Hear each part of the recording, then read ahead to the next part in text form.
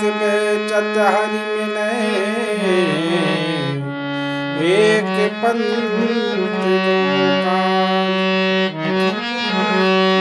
राम नाम के लेत से होत आत्मा चंग हृदय में आंखें बसो मोर महावीर बजरंग राम नाम के लेत से हर जा मन की पीर पीर हरैया बे है सिया राम रघुवीर। एक समय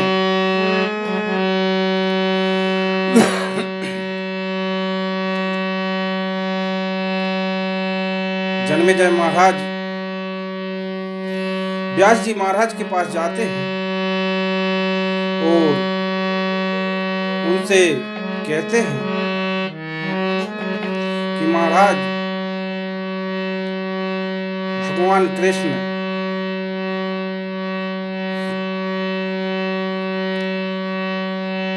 सर्वगुण संपन्न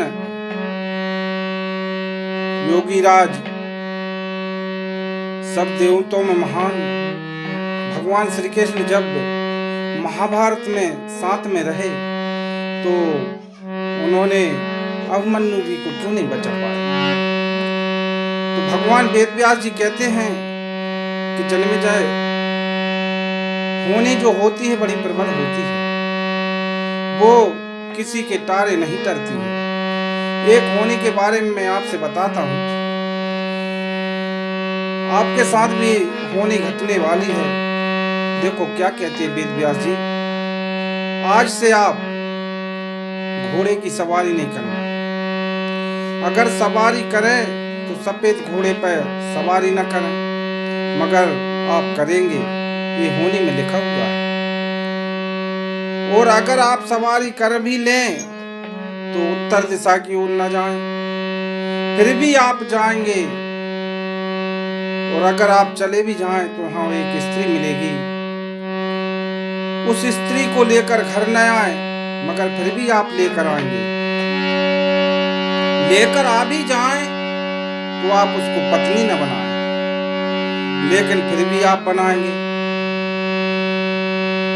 अगर पत्नी बना भी लें, आप यज्ञ करेंगे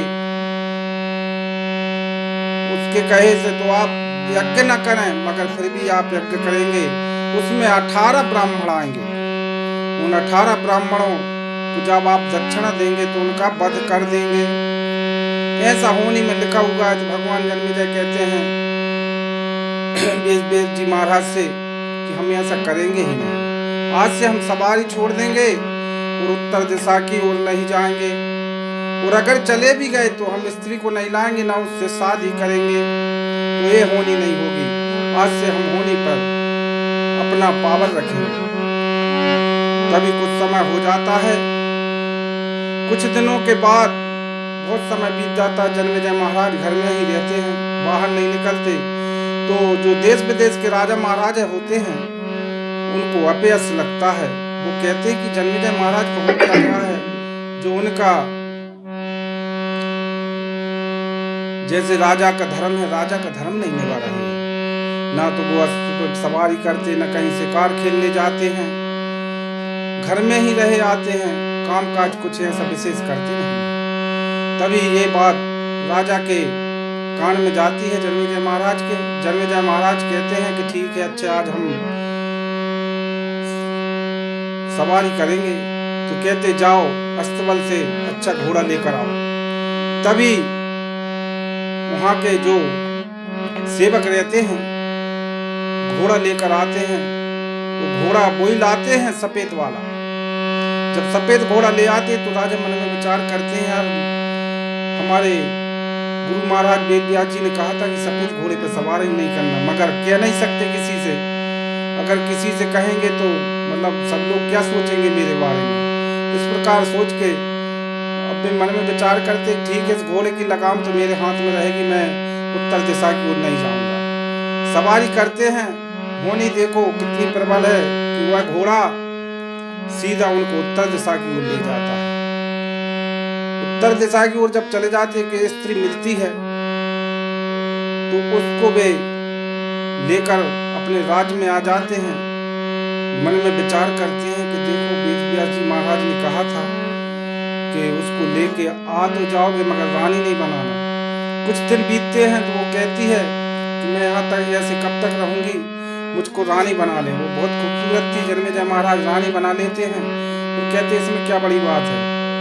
तो कुछ दिन बीतते हैं तो सब लोग से पता चलता है कि मतलब राजा यज्ञ पाठ विधि विधान सब भूल चुके हैं, अपने राज्य में अकाल पड़ने लगता है। तभी सभी सलाह देते हैं कि आप महाराज यज्ञ करवाएं।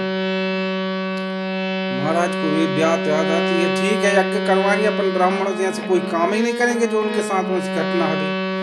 यज्ञ करवाते हैं, 18 ब्राह्मण आते हैं। वो जब दक्षिणा देने लगते हैं तभी वो जो उन्होंने रानी बनाई थी वो उनका आंचल गिर जाता है। सभी लोग हंसने लगते हैं।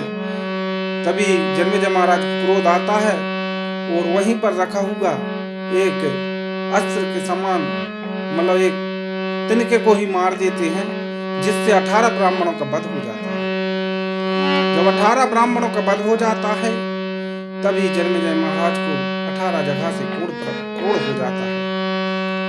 तब वो वेद व्यास जी महाराज के पास जाते और कहते कि ये मेरे साथ क्या हो गया। तो वेद व्यास जी महाराज कहते हैं होनी है और ये बड़ी प्रबल होती है,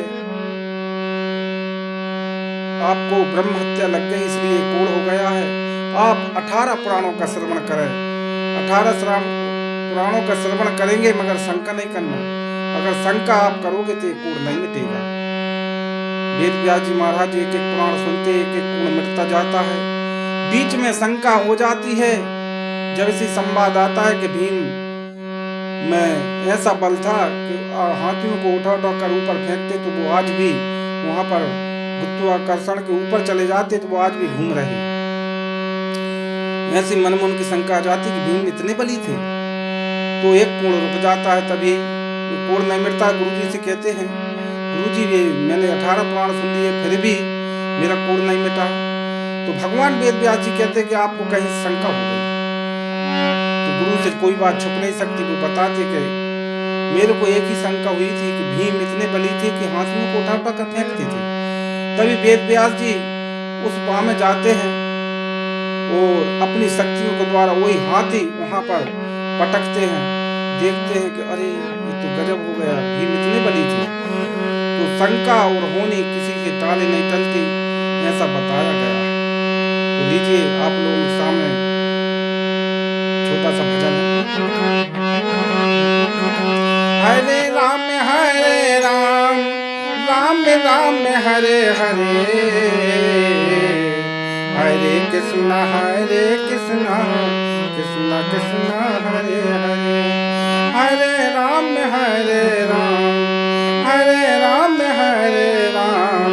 राम राम हरे हरे, हरे कृष्णा कृष्णा कृष्णा हरे हरे, कृष्णा हरे हरे। हरे राम राम राम हरे हरे, हरे कृष्णा कृष्णा कृष्णा हरे हरे। बोल सियावर